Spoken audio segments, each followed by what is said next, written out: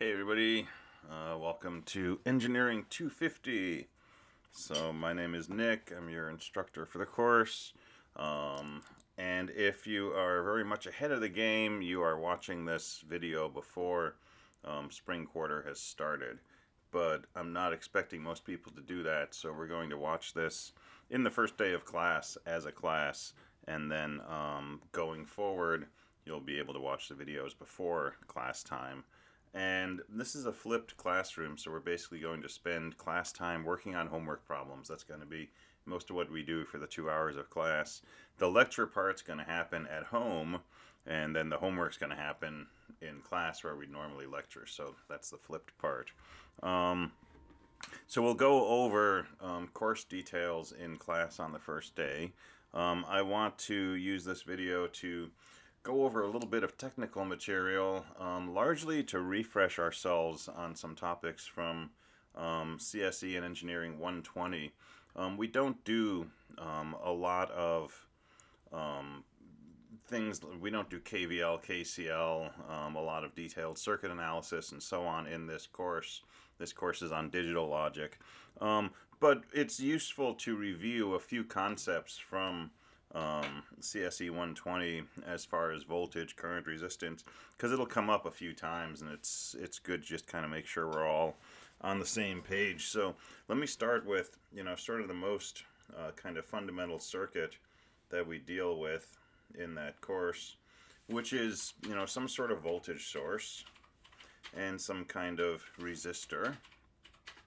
And we usually draw an arrow showing current flowing, and the convention is, to show current flowing from the positive to the negative. That's just a convention. It depends if you think of current as electron movement or the movement of the absence of electrons, but we'll draw current going from positive to negative. And when we look at the voltage across something like a resistor, we have to choose which end is positive, which end is negative. So I'm going to stick to the convention of drawing positive on the side that the current is going into. And I can label this voltage V subscript R. And then we have this thing called Ohm's law, which is about half of electric circuit analysis. And Ohm's law says the voltage across this resistor is equal to the current flowing into the positive side times the resistance. So V equals IR. We don't need to worry too much about the polarities here, but when you do more complex circuit analysis, making sure that you're looking at the voltage with the positive side being where the current's flowing, that's important. But we can just sort of live with V equals IR. And so if we have, something like 5 volts and a resistor which is equal to, say, 1,000 ohms, which is also a kilo ohm, then we can plug those into this equation and say, hey, the voltage across the resistor is equal to the current times 1,000. And voltage across the resistor, well, that's the voltage from here to here. It's the same as the voltage from here to here, which is 5 volts. So our equation is 5 equals I times 1,000. If we divide out, I is equal to 5 divided by 1,000, which is 0.005 amps, which is, if we move the decimal point 3 places, 5 milliamps. And this circuit's actually going to come up a lot. 5-volt source and 1,000 ohm resistor. And so we'll see the number 5 milliamps pop up a lot. But that's really kind of like as far as we have to go with basic circuit analysis, right? Mostly we're going to have a voltage, we're going to have a resistor, we might have 2 resistors, and so on. So we can use this simple model and do one more example of some circuit analysis. Suppose we have 5 volts. And we have a pair of resistors. And let's say this is 1 kilo ohm and this is 4 kilo ohms. So we have a current, and it's flowing in this direction from positive to negative. And so I'm going to label this V1 and label this V2. All right. So, a couple of things we need to know here. First of all, current does not change when it goes through a resistor, right? The current that leaves the positive side is the same as the current that goes into the negative side. It goes through, it changes pressure if you like, but if we use the water model, right, the wire is a pipe, the current is water, right, and the amount of current is the amount of water. Well, the amount of water coming out of this end is the same as the amount of water going into here. What happens is the pressure changes. Pressure is like voltage, right? So we have the same current flowing through this resistor, flowing through this resistor, and going back into the negative side of our battery. So that's one thing to keep in mind. Current is constant around a loop. The second thing is we can add voltages. If the voltage from here to here is V1 and from here to here is V2, we can add those together and say the total voltage from there to there is V1 plus V2, and we know that's equal to 5 volts. So now we can use Ohm's law and say, hey, the voltage across here, V1, is equal to the current, I times the resistance, 1,000. And the voltage across here, V2, is equal to the current times the resistance, 4,000. And if we plug those into this equation up here, we get 1,000 I plus 4,000 I equals 5. And now it's an algebra problem. Add these together, we get 5,000 I equals 5. I equals 5 over 5,000, which is 0.001 amps, which is 1 milliamp. So we've solved this circuit and found that we have a milliamp flowing around this circuit. But we can plug that current into these equations and find what these voltages are. And so V1 is equal to 0.001 times 1,000, which is 1 volt. And V2 will be the current, 0.001 times the resistance, 4,000, and that'll be 4 volts. So we have 4 volts across here, 1 volt across here. And this is a circuit called a voltage divider. And this is the other thing we'll encounter a few times in this course. 5 volts. With a pair of resistors, we can drop a volt across here, and then 4 volts across here, so that down here we're at 0 volts. So the small resistor drops a little bit of voltage, the larger resistor drops a bigger voltage. Alright, that's pretty much it for basic circuit analysis as far as voltage and current. We'll refresh ourselves on that as needed. Let's talk about switches. So our symbol for a switch is usually something like this. And we can think of this as a mechanical device where this is a piece of metal, maybe spring-loaded, and we can close it into this position so that this end and this end are connected, or we can open it so this end and this end are disconnected. And so we can build a circuit where, maybe inside here we can put a switch, and then we can stop the flow of current by opening the switch, or we can close the switch and have the current flow. So this is open, and this is closed.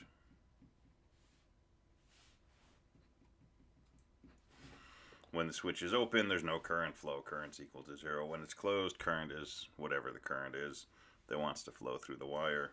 So one of the things we need to do is we need to be able to design circuits where we can change the voltage going into different parts of the circuit. And one way we can do that is, just take a battery and either connect it or disconnect it.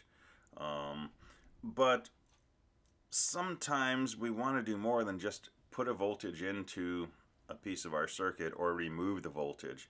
We want to actually kind of pull the voltage to either 5 volts or 0 volts. And if I make a circuit like this,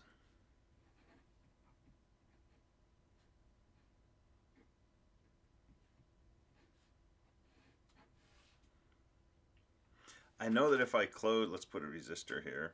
I know that if I close this switch, I'll get 5 volts between here and here. But if I open this switch, what is my voltage here? Well, it's not really 0 volts, right? It's actually floating. And floating inputs sometimes look like 0 volts, because if you don't connect something to anything, right, it's usually, you think of the voltage as 0, but that's not always the case. If you take a really long wire, say one that's running through the ceiling, and neither end is connected, and you take a voltmeter and you measure the voltage from one end to the other, it may not be 0, because wires pick up electromagnetic fields and they change magnetic fields into current, and you can actually get a voltage potential from one end to another. So what we want to do is take an input to our circuit and force it to be either 5 volts or 0 volts. And with a different kind of switch, something called a single pole double throw or SPDT switch, we can do the following. We can have something here that goes to ground and something here that goes to 5 volts, and this can go to our circuit. And now if we put the switch in this position, we've got 5 volts going to our circuit. If we close the switch to this position, we've got a solid ground signal going to our circuit. But the switches that we use in lab are what are called single pole, single throw, and they're just this simple switch that either makes a connection or breaks a connection. So here's how we're going to wire switches, and this is going to be what we do every time we want to use a switch to feed something into a circuit. We're going to, take this end, put this into our circuit, and we're going to, at this point, put what's called a pull-up resistor, so a 1000 ohm resistor. We're going to connect this end to 5 volts. And then the other end of the switch, we're going to connect to ground. And here's the behavior of this. If the switch is open, then this part of the circuit is removed, and the signal going into our circuit is going to be 5 volts. It's going to be a little bit of current. It's going to be about 5 milliamps of current, but the voltage here relative to ground is going to be 5 volts. So if our switch is open, we're sending 5 volts to the circuit. If the switch is closed, well, now we've got a nice solid connection from here to here, right? These points are connected. This piece of the circuit that's going into our circuit is connected directly to ground. Now there's also a path through a resistor up to 5 volts, but we know that with a resistor in place, the voltage will drop from here to here, and this will be 0 volts. So by closing the switch, we can send 0 volts to our circuit. So our first labs will have you building circuits using these kinds of switches to send signals into circuitry that you're designing, and you'll get a chance to play around with this. But keep this picture in mind, put it on your notes, right? This is the way to wire up a circuit using one of these simple open or closed switches, a single pole, single throw switch, to feed in either 5 volts by opening it or 0 volts by closing it. All right, the other thing that we want to talk about, so this is how we feed inputs into the circuit. The other thing we want to do is look at outputs from a circuit. And if we have a point in our circuit and we want to know what the voltage is there, we can hook up a multimeter, but it's easier to get a visual indication, so we hook up an LED. And the symbol for an LED looks like this. And when we make an LED, we typically take a resistor, about a kilo ohm, and we can put the resistor here or here. So I've put it after the LED. One end goes to the LED, the other end goes to ground, and this is coming from our circuit. And here's the way an LED works. If we have 5 volts from circuit, then the LED is on. It gets bright. If we have 0 volts from our circuit, then the LED is off. And it's dark. So if there's 5 volts over here and ground over here, and there's a 1K resistor, and there's really no resistance across an LED, well, 5 volts ground, we're going to have current flowing in this direction. And when current flows through the LED, it turns on. If we have 0 volts here and 0 volts here, 0, 0, there's no change in voltage from this point to that point. There's not going to be any current flow. And if there's no current flowing through an LED, then it's off. So the one trick with LEDs, 2 tricks. One trick is we've got to have this resistor here. If we don't have this resistor, and we just connect this end to ground and this end to 5 volts, we basically create a short.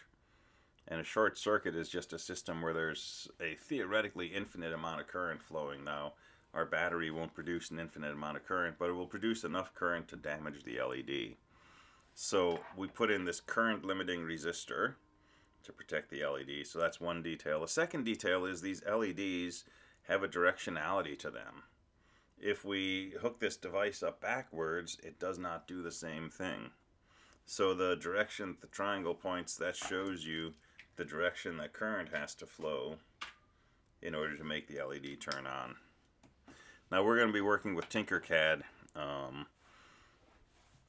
in this course, and so this is all simulated. But if you had a physical LED, you can examine it in a light, and there's a big piece of metal and a small piece of metal. That big piece of metal, that's ground. That's the side that would want to connect through the resistor to ground. And the piece with the really small piece of metal, that's the side that would connect to your circuit, so this leg over here. There's a few other ways you can tell which side is which. Easiest way is just, hook it up to a simple circuit like this and see which way it has to go to turn on. But it's nice to have a way to actually, figure it out ahead of time. All right. So that's the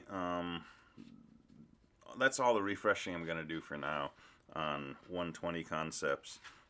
Next thing we want to look at is Tinkercad.